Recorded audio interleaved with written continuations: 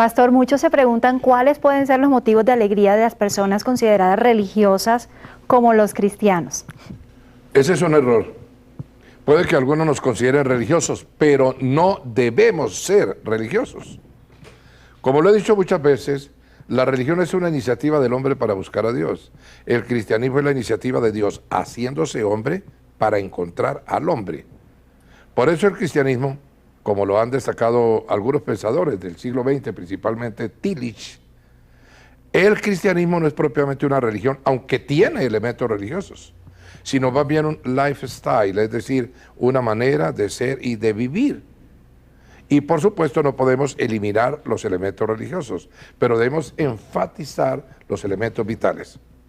Algunos, para combatir la tendencia al miserabilismo, la tristeza que se ve en muchos grupos cristianos, han inventado cosas francamente exageradas y extravagantes.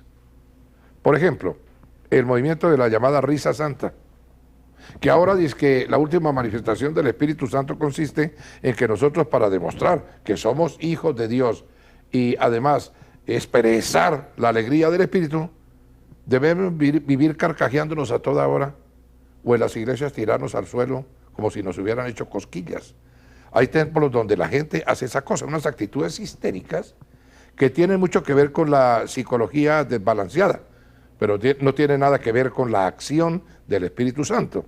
Son actividades puramente emocionales que se quedan en la superficie.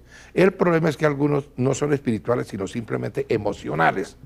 Ahora, a veces el Señor nos hace reír, por supuesto, a mí me ha ocurrido muchas veces, pero ya convertir la iglesia en un circo, sí me parece que no se compagina con lo que debe ser el lugar de adoración a un Dios sagrado, a un Dios 3 veces santo. En ese lugar lo que debemos es hacer actividades alegres, pero con orden, como dijo el apóstol San Pablo. En Romanos 15:13, precisamente el apóstol nos da una clave que creo que debemos tomar muy en cuenta cuando analizamos lo relacionado con el tema que nos ocupa. Que el Dios de la esperanza los llene de toda alegría. Qué perfecto el lenguaje de Pablo. De toda alegría y paz a ustedes que creen en Él, para que rebosen de esperanza por el poder del Espíritu Santo. Mire con cuántas cosas está relacionada la alegría, con la paz y la esperanza, pero sobre todo con la fe. Es porque creen en Él, dice que son llenos de alegría. En conclusión, para poder alegrarse hay que creer. Y entonces, como por los motivos de alegría del cristiano, el primero de todos es la fe, el segundo es la palabra de Dios. Exactamente encontramos esta verdad en 1 Tesalonicenses 1:6, que voy a leer. Ustedes se hicieron imitadores nuestros y el Señor, cuando, atención, a pesar de mucho sufrimiento, recibieron el mensaje con la alegría que infunde el Espíritu Santo. Recibir la palabra de Dios con alegría, ¿qué significa? Pues que este libro es una fuente de alegría. Ahora, hay un tercer motivo. Alegría por el poder espiritual. Entonces, en Lucas 10:17 encuentro, cuando los 72 regresaron, dijeron contentos: Señor, hasta los demonios se nos someten en tu nombre. Estos hombres están felices por la alegría que les produce el poder del Espíritu Santo, que les permite incluso ejercer autoridad sobre los demonios, que son seres del mundo sobrenatural. Parece mentira, pero es cierto. Nosotros como hombres, con el poder del Espíritu Santo, podemos expulsar a los demonios, podemos atar las fuerzas de tinieblas e impedir que causen efectos desastrosos en nuestra vida y en la vida de las personas que nos rodean. ¿Por qué? Porque Dios nos ha permitido esa sana alegría del poder del Espíritu Santo. Tenemos un cuarto motivo de alegría, la salvación. Allí mismo en el capítulo de Lucas que estamos viendo, en el versículo 20, Jesucristo les aclara, atención: sin embargo, no se alegren de que pueden someter a los espíritus, sino alégrense de que sus nombres están escritos en el cielo. Está bien, dice el Señor, que se alegren por el poder espiritual, pero es mucho mejor que se alegren porque sus nombres están escritos en el cielo, y ese lugar en la patria celestial nada ni nadie nos lo puede quitar a los que tenemos vida eterna por la fe en Jesucristo. Ahora, el problema es que muchos cristianos no han entendido la seguridad de la salvación. Yo creo literalmente que la salvación no se pierde. De lo que no estoy seguro es si todos los que proclaman a Jesucristo con la simple boca tienen la salvación. Porque hay que confesarlo con la boca, pero creer con el corazón. No se trata de actos automáticos ni palabras mecánicas como mantran de las religiones orientales lo que va a dar la salvación.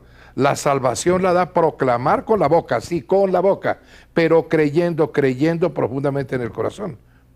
El que no tiene seguridad de la vida eterna tampoco tiene seguridad de la vida terrenal. Un quinto motivo de alegría es la sanidad. Precisamente en Hechos de los Apóstoles, el capítulo 3, tenemos una historia portentosa. La iglesia está comenzando después de Pentecostés en la propia ciudad de Jerusalén.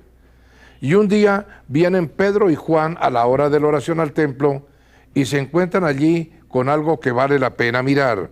Un hombre lisiado de nacimiento, al que todos los días dejaban allí para que pidiera limosna a los que entraban al templo. Cuando éste vio a Pedro y a Juan, que estaban por entrar, les pidió limosna. Pedro, con Juan mirándolo fijamente, le dijo: míranos. El hombre fijó en ellos la mirada esperando recibir algo. No tengo plata ni oro, declaró Pedro, pero lo que tengo te doy. En el nombre de Jesucristo de Nazaret, levántate y anda. Y tomándolo por la mano derecha, lo levantó. Al instante, los pies y los tobillos del hombre cobraron fuerza. De un salto se puso en pie y comenzó a caminar. Luego se entró con ellos en el templo con sus propios pies, saltando y alabando a Dios. Y aquí tenemos pues la alegría de este hombre por la sanidad divina. En realidad, de verdad, hay muchos motivos para la alegría. Si uno revisa el libro de la reina Esther, por ejemplo, cuando el pueblo está cautivo en Persia, que es el actual Irán, entre otras cosas, se producen una serie de hechos que parecen como de una telenovela de hoy. Hay 1000 motivos de alegría dispersos por todo el libro. Hay alegría por la luz y el honor, hay alegría por la conversión de los no creyentes, hay alegría por la liberación de los judíos, hay alegría por la caridad, por la amistad, por la solidaridad, y también encontramos en la Biblia, por ejemplo, algo que se predica muy poco en las iglesias y se practica también muy poco en las familias cristianas de hoy: la sana diversión. En Eclesiastés 10:19, y debo decir que Eclesiastés es el libro existencialista por excelencia en las Sagradas Escrituras, encontramos un hombre escéptico, Salomón, que analiza todos los problemas de la vida, pero con la lupa de la fe en Dios. Y por supuesto, llega a la misma conclusión a la que llegó Søren Kierkegaard, con varios siglos de posterioridad. Toda la angustia existencial, toda la congoja del hombre termina cuando cree en Dios. Por eso la cruz, dijo Kierkegaard, es el ancla de la angustia humana. Hay algo precioso que me gustaría compartir. Para alegrarse, el pan; para gozar, el vino; para disfrutarlo, el dinero. Y por supuesto no estoy llamando a nadie a que se vuelva glotón, ni a que se convierta en un borracho, ni a que sea, por ejemplo, codicioso con los bienes materiales. Porque el cristianismo es cuestión de equilibrio y balance. Eso es lo que la Biblia identifica como dominio propio. Se dice que en las iglesias cristianas y con los temas bíblicos no se les proporciona alegría a los jóvenes, sino que por el contrario se les mata su alegría, y que lo mismo ocurre con el matrimonio. ¿Qué opinión merece este comentario para usted, pastor? ¿Sabes que es muy razonable eso como crítica? Y creo que el juicio debe comenzar por la casa de Dios, como dijo el apóstol Pedro. Yo no sé por qué se han empeñado en algunos grupos en envejecer a los jóvenes antes de tiempo. Como dicen en mi país, Colombia, madurar los biches, es decir, artificialmente, antes de que llegue la madurez natural del fruto. En el libro de Eclesiastés 11, 9 al 10, hay una escritura preciosa que me encanta repetir a los jóvenes de mi iglesia, porque creo que dice la verdad de Dios para esa edad, que es la primavera de la vida. Alégrate, joven, en tu juventud. Deja que tu corazón disfrute de la adolescencia. Sigue los impulsos de tu corazón y responde al estímulo de tus ojos, pero toma en cuenta que Dios te juzgará por todo esto. Aleja de tu corazón el enojo, echa fuera de tu ser la maldad, porque confiar en la juventud y en la flor de la vida es un absurdo. No está diciendo que debe ser triste, no está diciendo que no pueda darle un poco de jolgorio a su corazón, porque naturalmente la juventud es alegre y el Señor lo sabe. El Señor también fue joven. E incluso cuando estaba aquí en la tierra lo sacrificaron siendo todavía muy joven. Tenía 33 años. Y sus discípulos eran más o menos de esa misma edad. De tal suerte que aquí lo que dice Salomón en la palabra de Dios es que hay que disfrutar de la adolescencia, seguir los impulsos del corazón, hacer todo lo que venga a la mano por hacer, pero sin olvidar nunca que Dios lo va a juzgar por todo lo que haga. Tiene libertad para estar contento, tiene libertad para disfrutar de la primavera de la vida, pero no tiene libertad el joven para hacer lo malo. Y creo que se han cometido en los grupos cristianos una cantidad enorme de errores respecto de la juventud. Voy a citar 3 ejemplos. El gran pintor holandés Vincent van Gogh quería ser misionero, era protestante. Su deseo, predicar el evangelio en Asia, allá en Indonesia, donde los holandeses eran los colonizadores. Y un pastor poco sabio en Yakarta le dijo que con mucho gusto lo adiestraría para que ejecutara esa labor para la que creía que tenía un llamado de Dios. Pero eso sí, con la condición de que dejara la pintura, porque dice que la pintura era pecado. Y ya sabemos las consecuencias. ¿Y qué me dicen de Jesse James? El bandido más grande de toda la historia de los Estados Unidos de América, según dicen los que saben de estas cosas. En vísperas de su ejecución, pena capital, él declaró que se había vuelto tan malo para protestar por las restricciones que su padre, un pastor evangélico, le había impuesto durante la niñez y la adolescencia.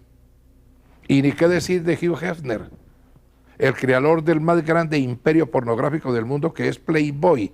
Bueno, pues hijo de un diácono de una iglesia evangélica que dice que él quiso que todo el mundo se liberara de lo que llama ataduras de la libertad sexual impuestas en las iglesias cristianas. Y si estas cosas no nos hacen meditar, creo que seguiremos mucho tiempo rechazando una juventud que alegra el corazón de Dios. Y finalmente, tú me preguntas por el matrimonio. Hay una idea un poco gnóstica y perversa de que el matrimonio es algo como aburrido, como una cosa mojigata o santurrona, algo así como que el cónyuge es el deber y el amante es el placer, etc. Lo que dice la Biblia es que el mismo cónyuge también es el mismo amante. Y no solo el cantar de los cantares, sino además el propio Eclesiastés, que he citado tanto hoy, nos dicen cosas bellas sobre el matrimonio. Observemos, por ejemplo, allí mismo en Eclesiastés 9, 7, 9. Anda, come tu pan con alegría, bebe tu vino con buen ánimo, que Dios ya se ha agradado de tus obras.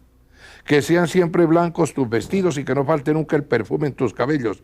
Goza de la vida con la mujer amada, cada día de la fugaz existencia que Dios te ha dado en este mundo, cada uno de tus absurdos días. Esto es lo que te ha tocado de todos tus afanes en este mundo. Observa los detalles. Buena mesa. Un poco de vino racionalmente tomado como complemento alimenticio y no como bebida alcohólica, para que quede claro. Ahora, por supuesto, no estoy diciendo que si usted no lo quiere tomar, tenga que hacerlo. El apóstol San Pablo dice que los borrachos no heredarán el reino de Dios. Lo que la Biblia condena son los excesos. Y por supuesto no recomiendo a nadie que tome vino ni cualquier otra bebida. Estoy diciendo lo que los pueblos del Mediterráneo han practicado siempre. El vino como complemento alimenticio en dosis modestas con los alimentos.